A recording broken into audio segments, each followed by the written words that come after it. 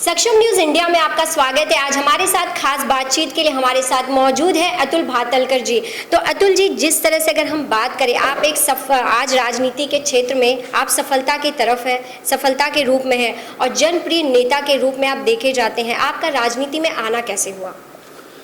नहीं, मैं मूलतः राष्ट्रीय स्वयंसेवक संघ का कार्यकर्ता था और मेरा ग्रेजुएशन होने के बाद मैं प्रचारक करके संघ का पूर्णकालिक प्रचारक करके बाहर निकला। 4 वर्ष प्रचारक करके काम करने के बाद 92 से मैं भारतीय जनता पार्टी का पूर्णकालिक कार्यकर्ता के रूप में काम को प्रारंभ किया। उस समय महाराष्ट्र भारतीय जनता पार्टी के कर्ता धर्ता स्वर्गीय प्रमोद महाजन जी होते थे। तो शुरुआत में प्रदेश कार्यालय का प्रमुख, बाद में सेक्रेटरी, प्रवक्ता, जनरल सेक्रेटरी, मुंबई में जनरल सेक्रेटरी, इस प्रकार के अलग अलग दायित्व मैंने निभाए और 2014 से अभी विधायक करके मैं काम कर रहा हूँ। और आज मुझे ये मुंबई महानगर पालिका चुनाव के लिए भारतीय जनता पार्टी ने मुंबई का प्रभारी करके जिम्मेदारी दी है। तो आपको बहुत बहुत बधाई और शुभकामनाएं। जिस तरह से आगामी चुनाव 2022 के महानगर पालिका का आपको चुनाव प्रभारी बनाया गया है, ये कितनी बड़ी जिम्मेदारी होगी और क्या चुनौतियां होंगी आपके लिए? देखो, ये बहुत बड़ी जिम्मेदारी है क्योंकि शिवसेना ने जनता से धोखाधड़ी करके, जनता ने हम दोनों को जो मैंडेट दिया था वो उलट पुलट करके महाभकास आघाड़ी का एक सरकार उन्होंने स्थापन किया। उन्होंने हिंदू हृदय सम्राट स्वर्गीय बाला साहब ठाकरे जी के विचार को तिलांजलि दिया, छोड़ दिए। स्वतंत्र सावरकर जी का अपमान भी उन्होंने सत्ता के लिए सहन किया और इसके लिए मुंबई की जनता, महाराष्ट्र की जनता बहुत आहत है। साथ साथ में मुंबई महानगर पालिका पर प्रमुख रूप से सत्ता में रहने के बाद भी आज मुंबई शहर के प्रश्न लगभग वैसे के वैसे हैं। हमने इस बारिश में भी देखा, एक नहीं 4-4 बार झोपड़पट्टी, चाली में कमर तक पानी भर गया। सरकार ने 1 रुपए की मदद नहीं की और यहाँ से लेकर सभी विषय है। कोरोना के कार्यकाल में हमने देखा कि एपिडेमिक एक्ट इन्वोक किया तो उसका फायदा लेकर विदाउट टेंडर इन्होंने काम दिए और बिल्डर को काम दिया, मेयर ने अपने लड़के को काम दिया। इस प्रकार का भ्रष्टाचार पूरी तरह से मुंबई महानगर पालिका में है और इसके लिए ये भ्रष्टाचार का भी विषय है, नागरिक सुविधा का विषय है। ये सब विषय लेकर हम जनता के पास जाएंगे और जनता से ये अपील करेंगे कि मराठी आदमी से, मुंबई कर जनता से जिन्होंने धोखाधड़ी की है, महानगर पालिका में भ्रष्टाचार यही नॉर्म बनाया है, ऐसे शिवसेना के खिलाफ आने वाले चुनाव में मतदान करें और भारतीय जनता पार्टी मुंबई शहर की समस्या हल करने के लिए आने वाले दिन में हमको पूर्ण बहुमत दे। चुनौतियां किस तरह की होंगी आपके लिए? मुझे नहीं लगता कि बहुत सारी चुनौतियां हैं क्योंकि अभी तो वो बोल रहे हैं कि हम तीनों पार्टी एक आएंगे, तो कांग्रेस के अध्यक्ष को पता ही नहीं है कि वो अध्यक्ष है या नहीं है।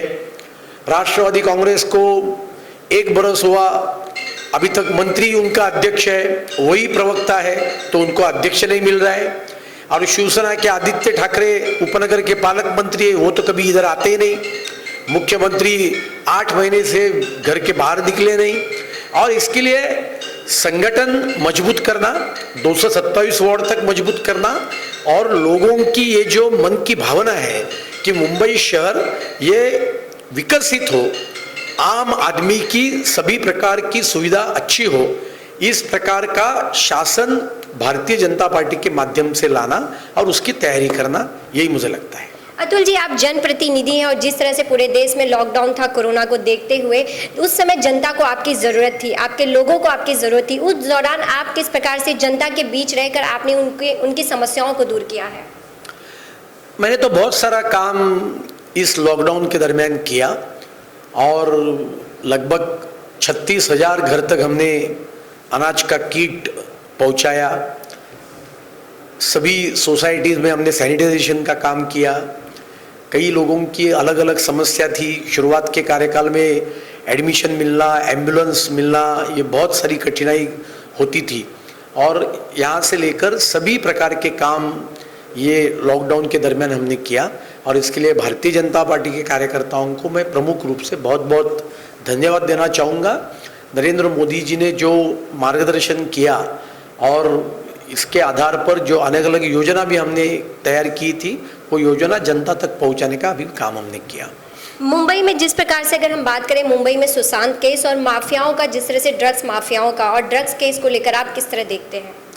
नहीं, सुशांत की केस तो है ही, लेकिन अपने विधानसभा में मुख्यमंत्री का कार्टून फॉरवर्ड किया, इसके लिए निवृत्त नौदल अधिकारी को जिस पद्धति से मारपीट की गई और बाद में उसका शिवसेना ने समर्थन किया, मुझे लगता है कि ये सबसे बड़ी चिंताजनक बात है। और इसके लिए पूरे मुंबई में गुंडागर्दी चालू है, महाराष्ट्र में गुंडागर्दी चालू है। कोई भी हमारे खिलाफ आवाज उठाएगा तो हम उनको सबक सिखाएंगे, इस प्रकार की भाषा वो हमेशा करते आए हैं।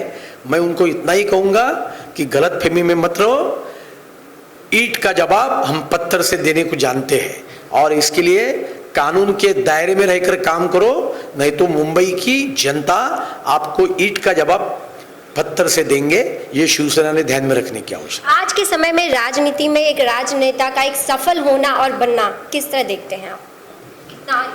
नहीं, मुझे नहीं लगता कि मैं कुछ व्यक्तिगत रूप से इस तरफ देखता हूँ। मुझे लगता है कि अपनी जनता की सेवा करना, ये मुझे लगता है कि सबसे बड़ी बात है। जनता के लिए उपलब्ध रहना, उनके छोटे छोटे समस्या है वो भी हल करना, और इसके लिए कोई व्यक्तिगत सफलता असफलता ये विषय नहीं है। राजनीति हमारे लिए एक समाज सेवा का माध्यम है और इसके लिए वो माध्यम ज़्यादा से ज़्यादा उपयोग में लाकर गौर गरीब मध्यम वर्गीय जनता की सेवा करना, ये हमारा उद्देश्य रहता है। आप देख रहे हैं सक्षम न्यूज इंडिया, सबसे पहले सबसे तेज।